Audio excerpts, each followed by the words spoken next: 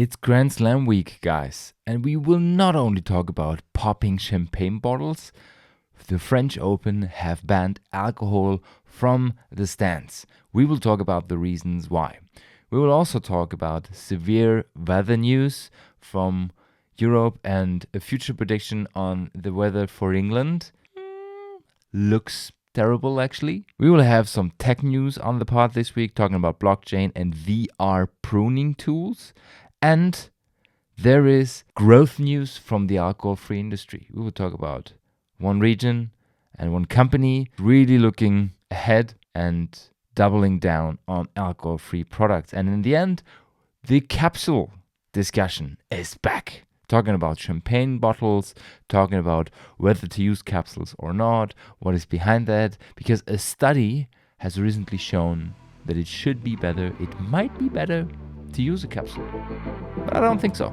Let's dive deeper into that and have fun with the episode.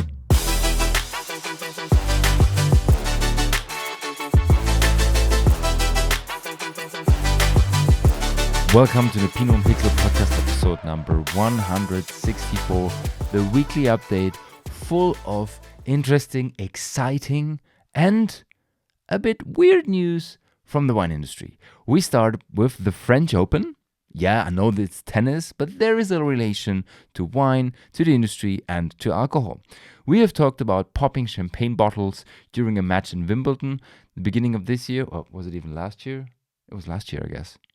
And that the players are not really comfortable with that because they need the concentration during the game.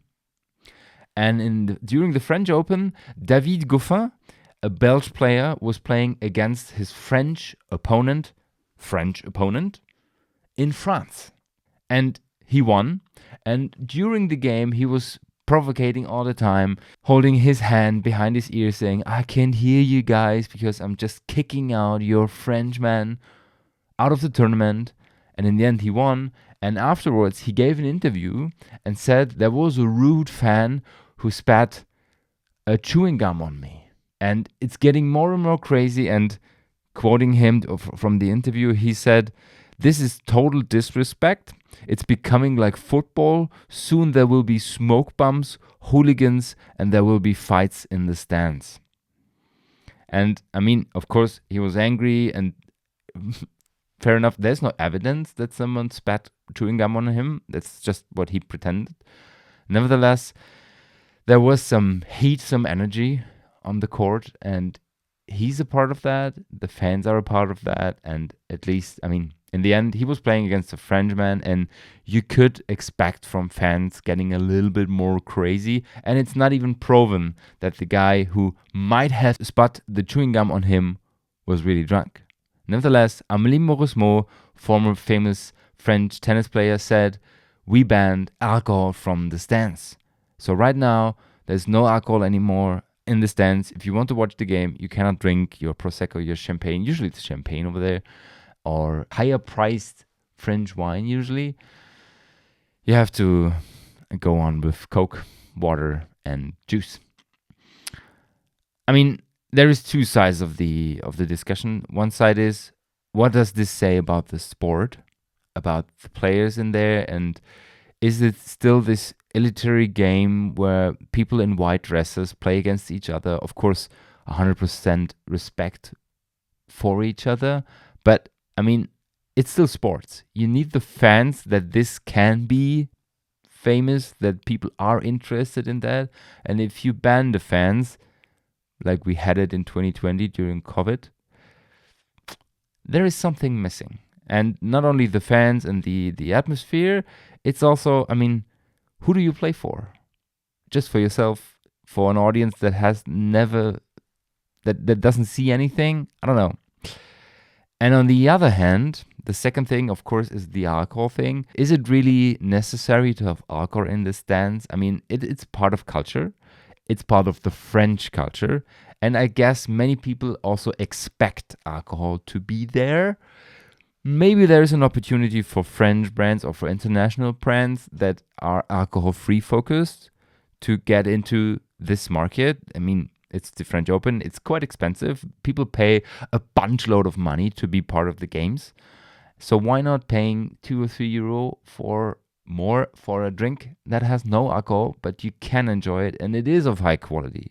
And I would say at least in tennis, there is less people coming to the games to the main focus of getting drunk and having fun. It's more about watching the matches of their favorite player or whatever, or favorite country they want to support.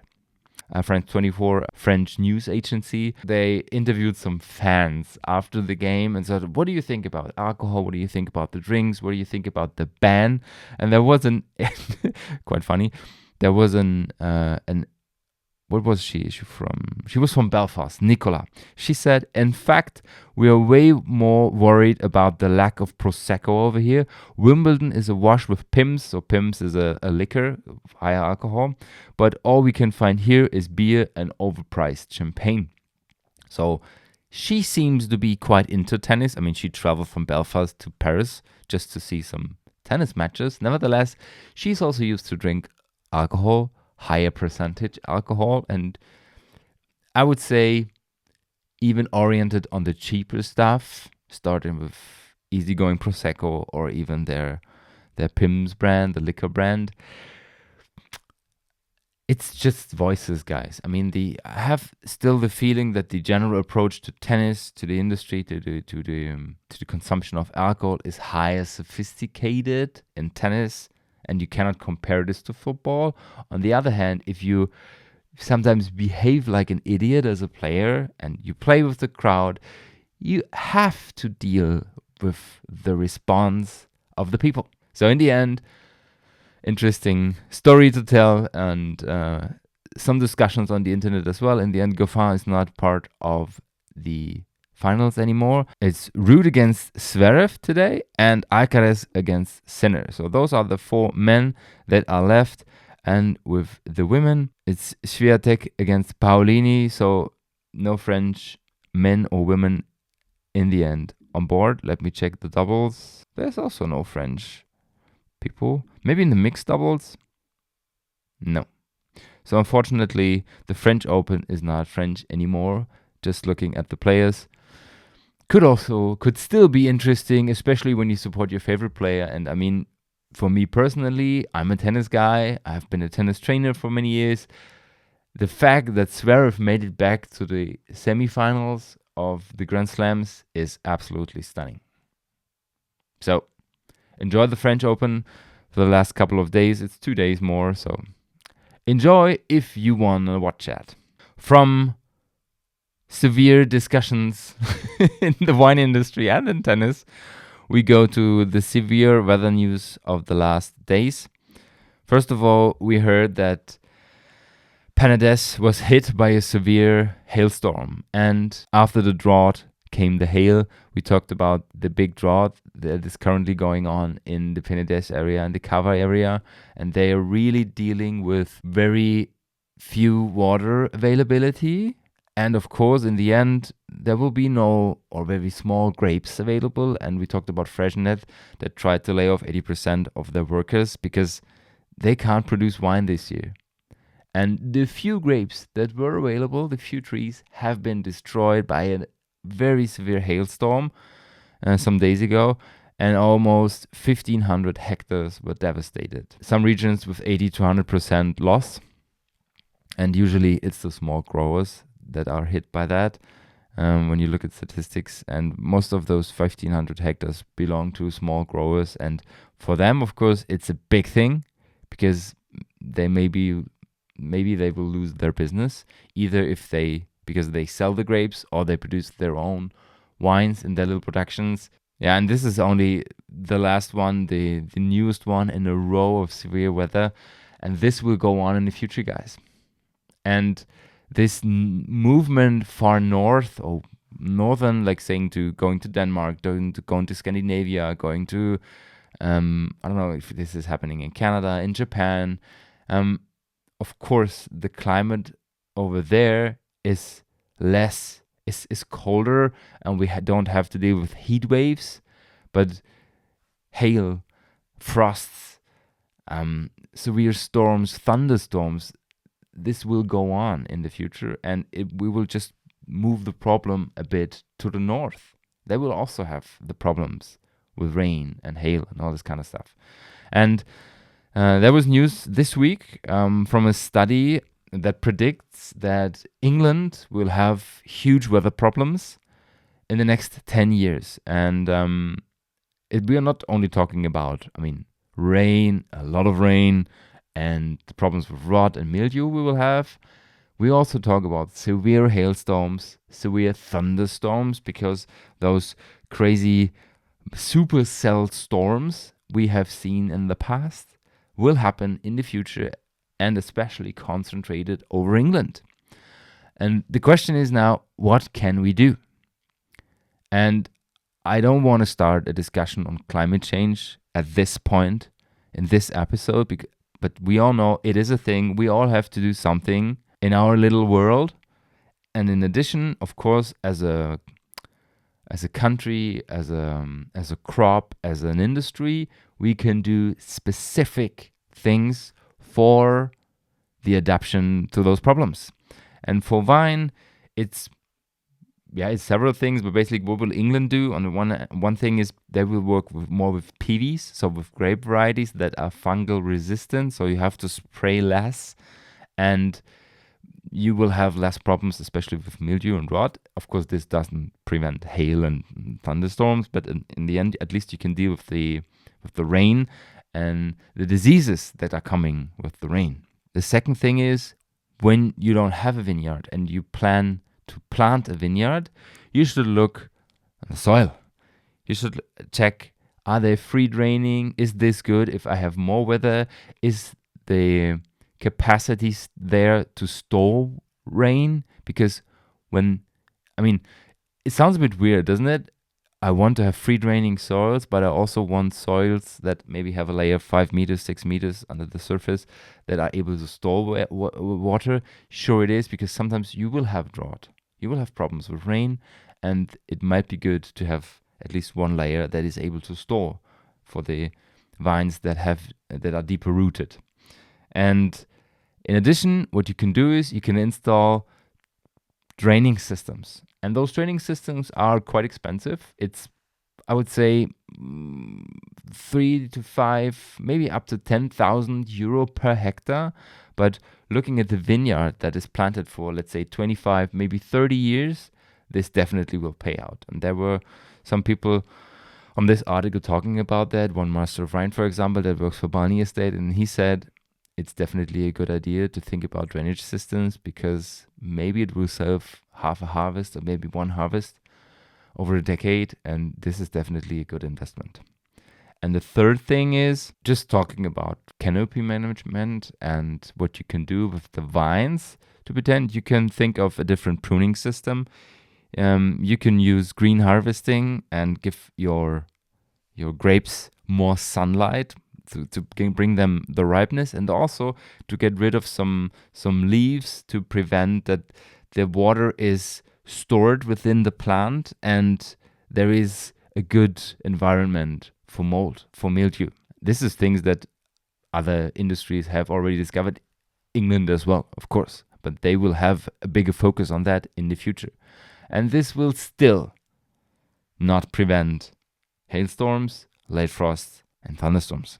So this is a thing. This is nature, guys. This is agriculture, and agriculture has always been an industry that is strongly influenced by weather. And there is another thing going on that comes along with those predictions and with the current situation as well.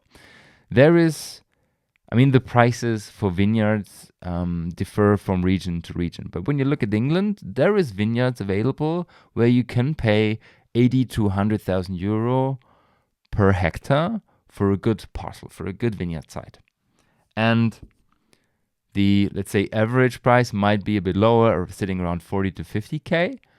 But what will happen is, when you look at free draining soils, about steep slopes or flat ones, when you look at the closeness to the ocean, we will have a two-class system of English vineyards in the future. One will be very, very expensive. One might be very, very cheap, or even unsaleable.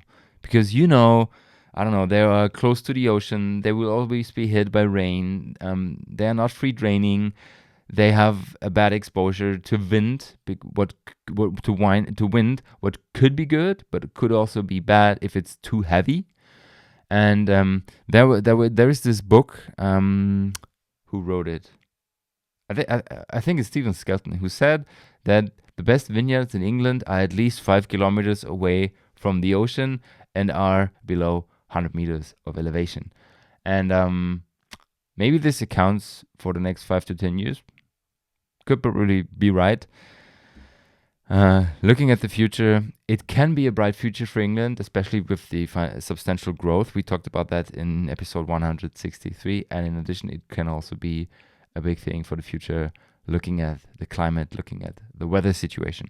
Some people argue that with those weather conditions, it's kind of a natural selection of the wine industry because there is too many vineyards on the planet. There's too much wine available. The demand is decreasing. So if you want to get rid of at least 10 or 15% of the total vineyard area on the planet, we have to either just pull them out or we have to lose crop each year due to weather, due to diseases, whatever comes along. And basically, it's bad because usually there is people, there is companies, there is lives that really base on that depend on this survival, or let's put it in a different way, the survival of companies and of people's lives, of people's earnings depend on the survival of vineyards, of crops. Usually the big companies are more able to compensate that at least once or twice, but as a small company, this is tough. And we might see some companies that will switch from maybe from vines to another agriculture in the future, or maybe even from agriculture to a different business because it's not suitable anymore, it's not stable anymore, it's too dangerous, or it's just not manageable for your family. This will happen. And coming from the decrease in the alcohol consumption, there's a growing demand for another category that is quite closely related to wine. It's the alcohol-free drinks industry. And some regions, some countries, and some companies discovering, oh, there is more coming, and we have to double down on that. Australia Wine recently gave a press conference in Jakarta talking about the possibilities, of course, also of the production and of the availability of alcohol-free products from Australia. And Indonesia is the biggest Muslim market Australia has. So what they said is, we will double down on alcohol-free and it will soon be available in Indonesia. And I mean, for some people, this sounds like, okay, yeah, it's Indonesia, give them some wine, but it's not only Indonesia. And once there is people realizing that alcohol-free is not just going to Gen Z, we always talk about Generation Z when we talk about alcohol-free because they are the driver. And yes, it's a fact, looking at numbers, but there's so many other people that are interested in this category. It's a huge business model. And we shouldn't talk about Gen Z only. We should talk about Muslims, we should talk about sportsmen, about just people interested in health, or just countries where alcohol consumption is not a big thing. And there is countries. So Australia said, we will double down on alcohol-free and it will be available in the future for the Indonesian wine market. Then there is a country that also already knows that alcohol-free is a thing. It's Germany. And in Germany, there is some companies that already are able to produce their own alcohol-free stuff. They have those huge machines, I don't know, 1 million plus euro for one machine that is able to de-alcoholize wine in a specific capacity. And Schloss Wachenheim is one of the few producers in Germany that has such a machine. And they say, there is so much demand. There is a huge demand on alcohol-free stuff. Today, we are able to produce 40,000 liters of alcohol-free. Can you calculate that? Just saying 200 days a year. And usually machines don't go on holidays, but let's say it's 200, okay? Maybe 250.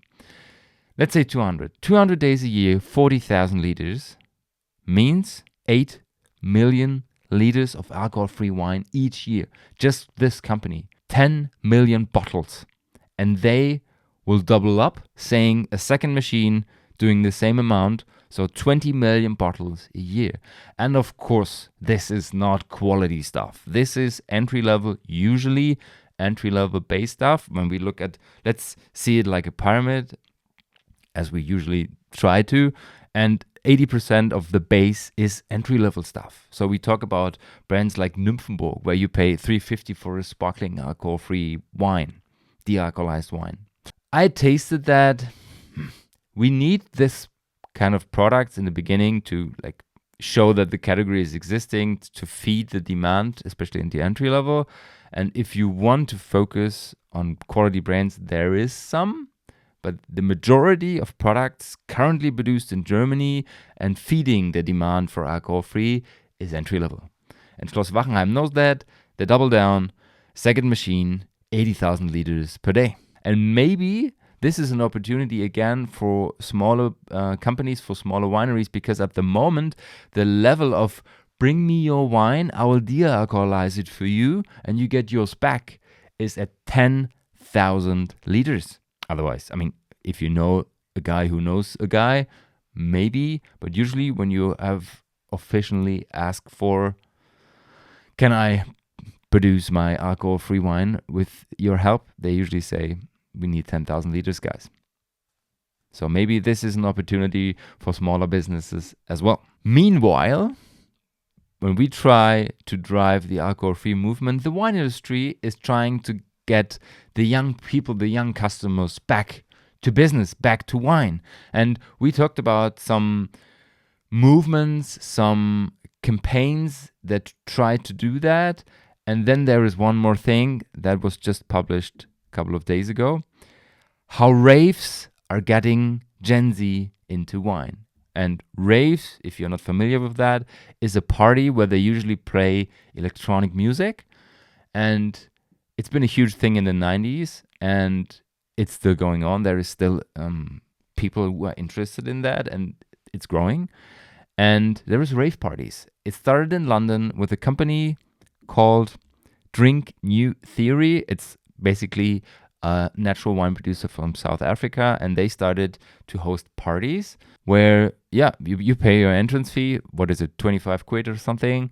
You get the music, you get food, and you get a glass of wine. And then they party. The only difference is usually this happens between, 2 p.m. and 10 p.m. So during the day, usually on weekends, that you can have a party, but you don't disturb the people around you. Because usually this is happening in, old company buildings where nobody's working anymore. But you have to usually stop around 10 p.m. And this goes on in all the big cities. Not only around Europe, also in North America, in Asia. They are interested in this. And I guess it's less about the rave. It's more about having a party during the day, having a glass of wine, having fun together, social gatherings, dancing, and of course, in combination with alcohol, with usually sparkling or maybe white wine. I think there is nobody sitting on a chair drinking an old Barolo. It's more like the easier, accessible wines to bring Gen Z back to party and of course to wine. And I mean, isn't this a great idea, guys? And there is several examples all over the world. And of course, this also causes troubles. There has been a party in the vineyards, a rave in the vineyards in Germany. And this was registered.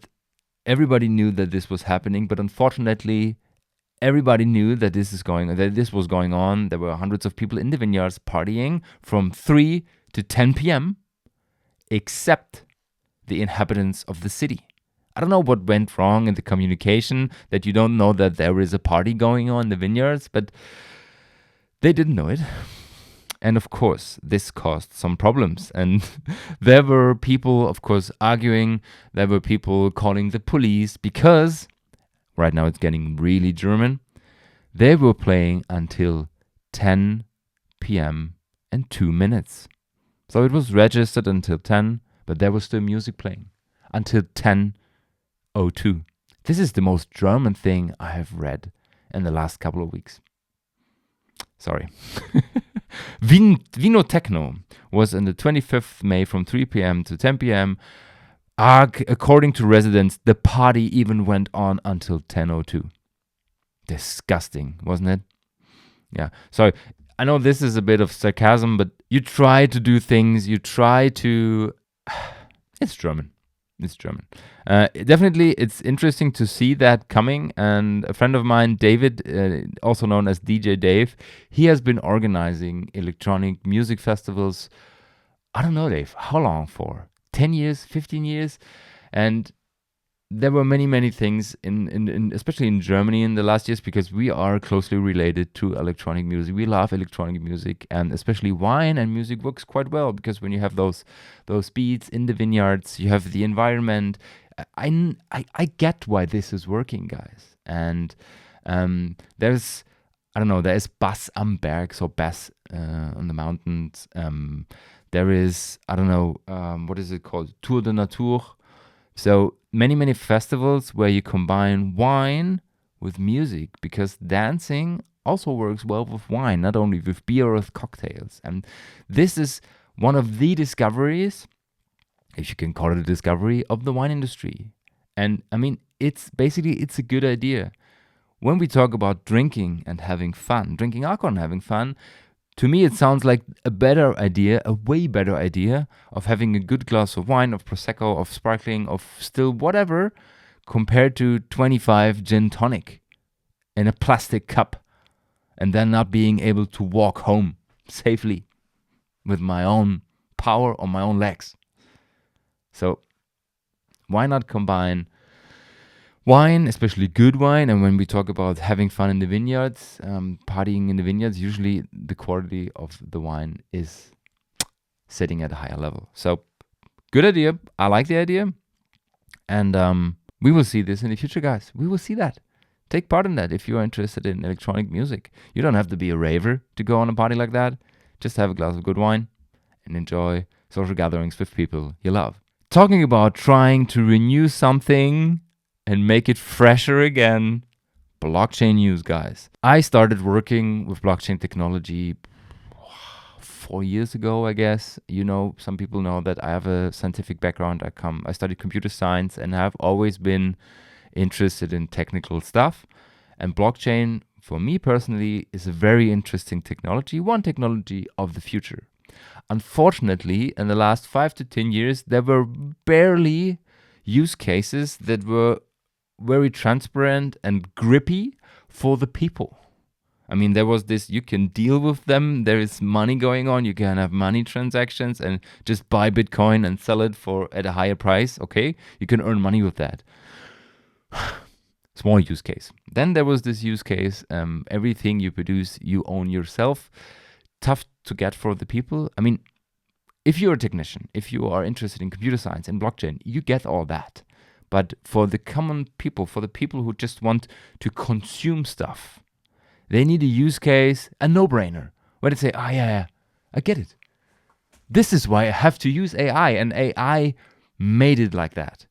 We all know ChatGPT, Gemini, Llama, whatever it is, and in, I would say, 30% of everything right now, AI is included, because, of course, it makes sense to work with artificial intelligence, or at least an IT tool that is able to process huge data to get the best out of the data. And this is a use case everybody gets. If I have a question and I can't answer it, and I go through this chatbot and I ask him or her the question and it answers, yes, that is a use case that is working. And this was tough for blockchain. And the only use case that was really transparent to me personally was the use case where you can use blockchain technology because it's non-fungible. Every single token, every information, you cannot change it. And if you use NFTs, it's non-fungible. So you have a single identity, a digital identity on a blockchain, on a technical database that humans cannot just change. Once written, it's there forever. And this was the use case where I would say, talking about fraud in wines, if you are able to combine a bottle of wine saying this bottle is not a fraud bottle. This bottle is the original one and it's sealed, and the seal is processed by the blockchain, this totally makes sense. And of course, there's other use cases coming along with that. Let's say I have Bordeaux en primeur, because this is basically the example of this article. Bordeaux en primeur wines offered as NFTs. Looking at en primeur, in 2024, in May, the en primeur campaign started, and I'm able, as a normal private customer, to buy wines from the vintage 2023 en primeur in a subscription model. So what I do is I say I would like to have, 2 cases of my favorite wine of 2023. I pay for it, and the trade company that offered me the product gets my money. Usually I get a certificate, like a PDF or something, a PDF file that I bought, like an invoice replacement, that I bought 12 of those bottles. And in 2 years, I received the bottles. And right now, I have to wait until I receive the bottles. The bottles are produced, they are stored, and then they send over. And then I can store them myself. The interesting thing is, right now with the NFTs, I can trade the bottles. I can say, okay, I bought a very rare bottle of Chateau something, and the prices rose. The interest was high because the prices actually fell this year, on average about 22%. And if people are interested more in those wines, I am able to sell the bottles right now because I own the digital certificate. I don't have to sell the bottle. And imagine that 2 years later, I have the bottle at my house and I want to trade it because I know that the price is up and I don't want to drink it. Then I have to ship it a second time to the new owner. And then he realizes, oh, maybe I can make money on that. And I ship the bottle in the second time, a third time, a fourth time, a fifth time. Yes. So basically, it sounds a bit awkward to say using a technology that is said to use a lot of CO2 and consume a lot of energy to save CO2 and energy. I know. But this is another use case.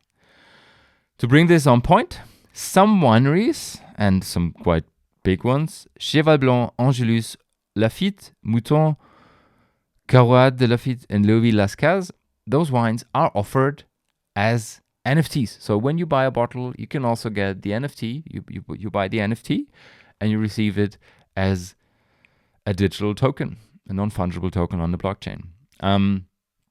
Actually, I was waiting for that since 2021.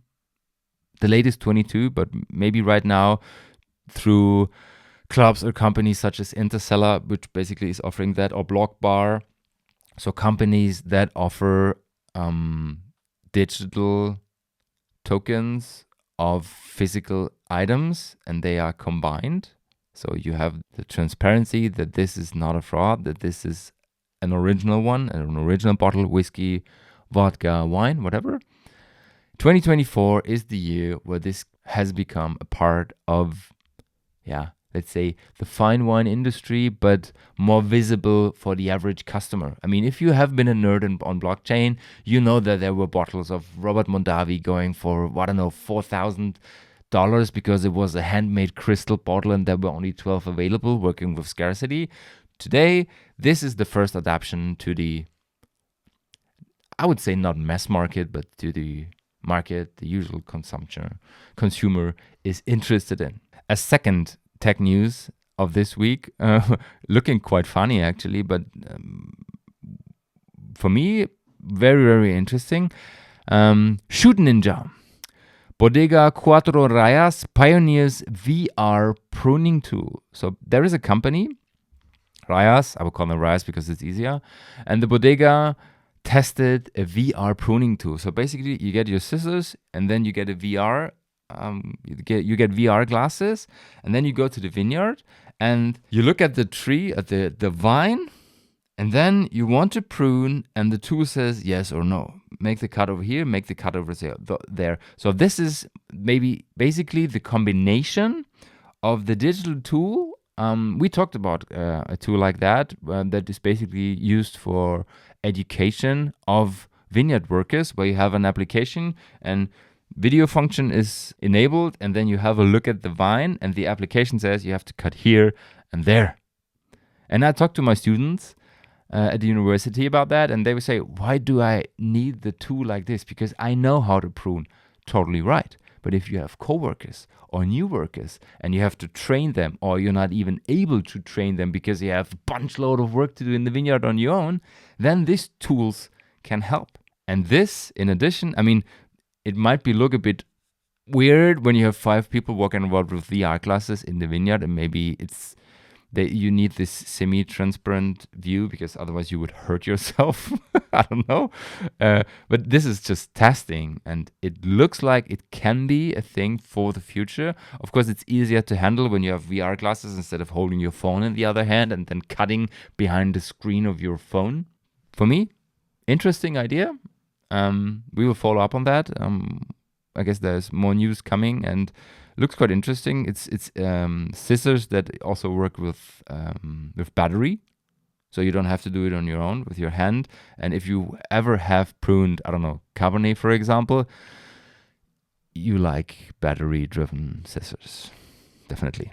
So right now, the discussion of the week, maybe of the month in the industry. Study reveals capsules and foils prevent bacterial contamination. Sounds logical, doesn't it? Why is that so important? Last year, the European Union said you don't have to put a capsule on your bottle anymore, especially on sparkling bottles. This has been the law for, I would say, when did they introduce it? I guess 30 years ago. You had to have a capsule on your sparkling bottle because preventing it from, of course, dirt, preventing it from accidentally opening it, and of course, fraud prevention. Those were the main 3 reasons. And the EU said, according to the recent studies, that we know at the moment, we know right now that the capsules are a big factor of the industry, of the CO2 footprint, especially in the wine industry. And please don't use it if you don't have to. And there were people, especially Peter Lauer in Germany, for example, who tried to push that, and in the end they were successful, and it was removed from the European wine law. So right now, if you want to, you can get rid of the capsule, maybe use a paper banderole or something like this, or just leave it plain. Totally fine. And then Champagne started, they went to court and said, no, we need that. This is tradition, guys. This is marketing. And of course, there is the health issue because your bottles get dirty if you don't use a capsule. And right now, there is this study that showed, and I mean, this is totally logical. They had two bottles. One, I will bring 2 of them. Okay. This is a Colfondo bottle. There is a crown cap on it. And then I take sparkling wine. So this is the normal foil. Okay. Those 2 bottles. And of course, it's totally logical if you have those 2 bottles in the exact same environment that when you remove the capsule of the bottle with the capsule, that when you compare those 2 bottlenecks, then there will be less bacteria, mold, and all this kind of stuff on the one that has been covered with the capsule. This is logical, guys. But this happens to every single freaking bottle we have. Beer bottles, Coke bottles, water bottles. There are no capsules on the bottles. And I mean, if you think there is a problem, health issues with the contamination of the bottleneck, just clean it. I mean, if I buy a can of water of, I don't know, Coke Zero, whatever, at the gas station, I don't open it and drink it. I usually clean it a bit, because I know it has been treated through several things and maybe 1,500 people have touched it beforehand. I clean it. Okay? So if you think that your bottle might be dirty, you can clean the bottle beforehand. This is totally fine. Okay? And in addition, I want to say something regarding mold. Mold is a good thing for wine. Of course, if you want to drink the bottle and there is mold on it, please get rid of it. Clean the bottle. This is what every som does when they open, especially a rare bottle, an old bottle, and then when they get rid of the capsule that is usually on there, they clean the bottleneck, then they remove the cork, and then they clean it again, okay? Because you don't want to drink mold. But mold in general, for bottles, is a good thing because it shows, mold usually grows between 80 and 85% of humidity, that there is a good humidity level in your wine cellar and that it's well protected because the cork doesn't dry out, okay? The best wine cellars in the world have this black cellar mold and there's mushrooms coming out of it. And of course, when you want to drink that bottle, they take it and they clean it. So clean it, please, okay? I guess in the 1950s already, we knew that that mold is not able to make it through the cork. And there is no effect on the cork itself, on the wine itself. Even though there was a guy in 1905 talking about that in Geisenheim. But they said, no, we know from the 1950s or even earlier in 1930s, we know that the mold is not able to make it through the cork and affect the wine.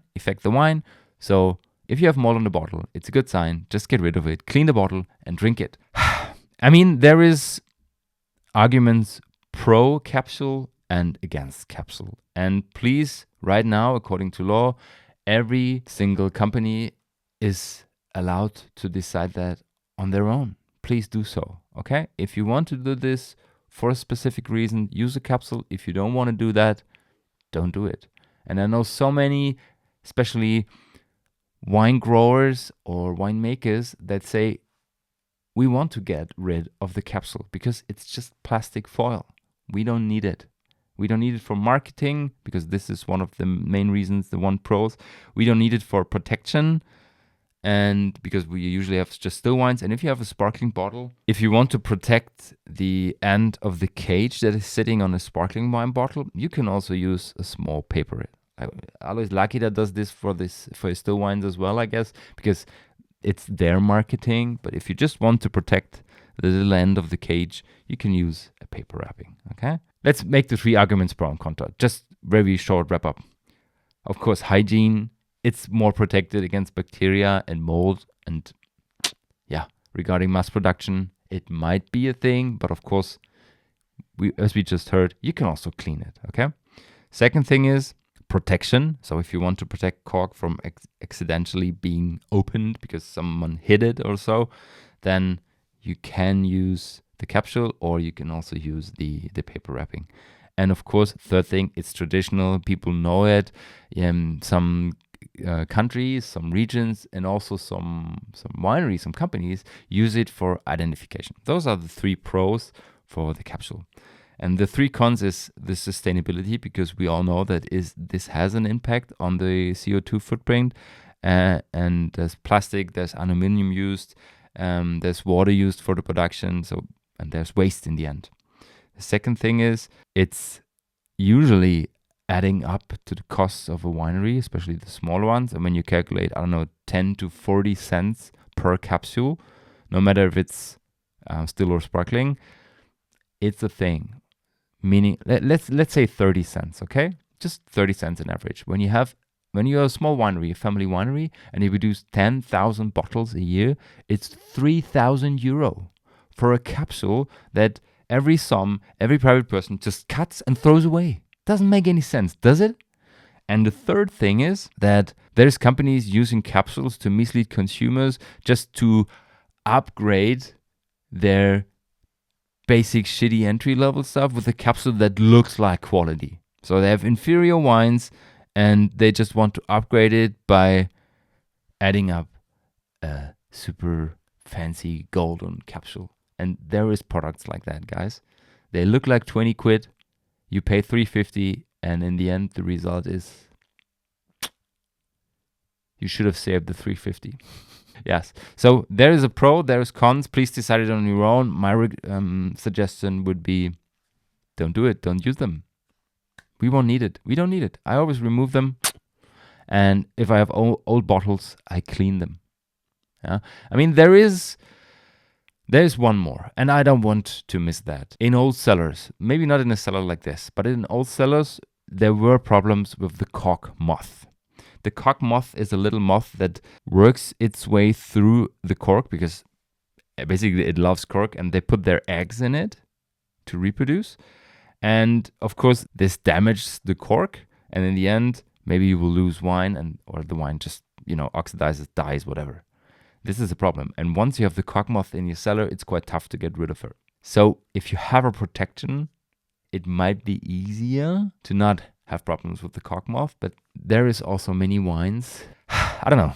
Decide it on your own, okay? You can also use wax, but this is a bunch load of work and adding up more costs. But sometimes people want to do that. And of course, it's part of marketing as well. And the price calculation usually says you have to add up €1 or €2 if you use cork, and if you put the cork, if you want to use wax, and if you put the wax manually. This was the discussion of the week, and right now there is 2 left, and one basically is working with this news. I don't know if this is coincidence or not. The company Amcor Capsules worked with Moet to launch an innovative plastic-free eco foil. So what they did is they produced a foil, a capsule for sparkling bottles, of course branded in the traditional Moet red, golden look and feel. And it's produced of aluminum and paper, so recyclable, of course lighter and cheaper, better footprint. And I mean, this is at least one step into the right direction to get rid of plastic foils, to maybe also in production it's easier. When I have a look at this, this doesn't look right, actually. It looks like photoshopped. So maybe it's just unfortunately there is no source for the picture, but it looks photoshopped actually. Yeah, nevertheless, it will be launched in October 2024, available for the market, and it aims to help to move brands towards a more sustainable packaging. Makes sense. Could be an option. At least it's better than using plastic foil. It reduces just to give you some numbers, the plastic foil compared to plastic foil. This capsule reduces the carbon footprint impact by 31%. It contains of 60% aluminum and 40% paper. I mean, this is innovation driving industries, not only the wine industry, and we will have, and we definitely should look more on stuff like that, where we can get more sustainable if we still think we have to produce this and that, or we have to use capsules. This is a step in the right direction. Of course, you can argue why use them and just don't get rid of them. Yes, but also always look on the good side of this. And the good part is it's more sustainable, and it also accounts for your carbon footprint a bit better. There is also always this small balance and this small path to greenwashing. I'm not an expert in that. I have a friend, Anna, who's really into this topic, and I will ask her about her opinion and let you know, okay? Because this is really important for me, how she sees that. To me, it's the first step in the right direction. I will always recommend companies to not use capsules and do it in a different way, especially what accounts for branding and high quality and talking to customers. And last but not least, it's a mixture between interesting marketing move, celeb corner. There hasn't been any celebrity corners in the last 3 to 4 weeks because it was quite quiet around the celebs. And of course, if the celebrity corner is coming back, who else could it be other than Snoop Dogg?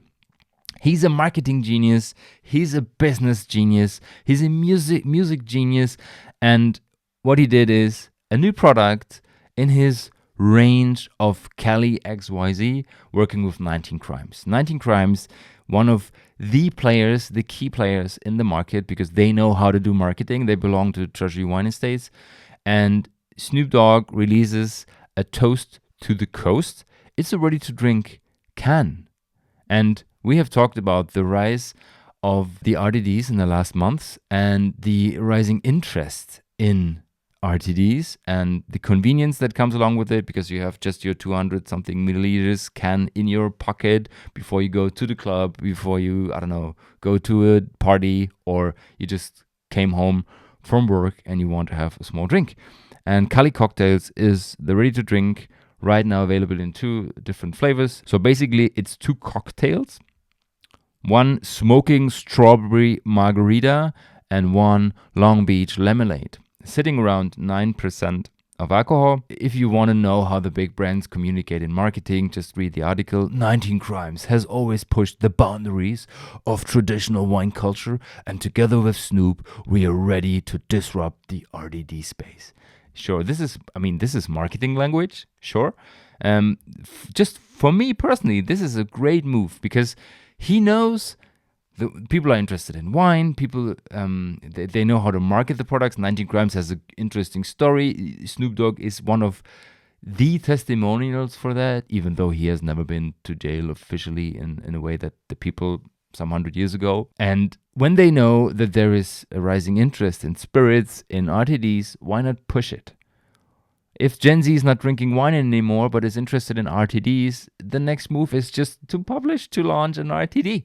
So this is what they did. They launched and ready to drink, and he will keep going, guys. He will keep going. He's very interested in that. He's very into that. And look at the branding. I mean, a signature of Snoop on the can. Cali Cocktails in this 1990s LA Compton letters style, and fresh colors, a bright yellow and a bright pink. Or maybe red, depends on how the picture was taken. Yeah, good marketing as always. So if you want to know how to grow your brand, how you grow your portfolio, how to grow your portfolio, and how to make good marketing, have a look at 19 Crimes, guys. This is unpaid advertisement. It's just, I'm just so impressed by what this company does and has done. Follow that, guys. It's super interesting, and you can learn. We can all learn a lot from them. This was it for this week. Weekly update is recorded. Enjoy your weekend. When you listen to that, it's Saturday. I'm right now heading towards an asparagus and wine tour, just in a village close to here. I'm super excited for that. There will also be an alcohol-free version for that, and I'm super excited because I don't know yet how many people are interested in the alcohol version and in the alcohol-free version. I will let you know. Have a great weekend. See you next week on Wednesday. Ciao, ciao.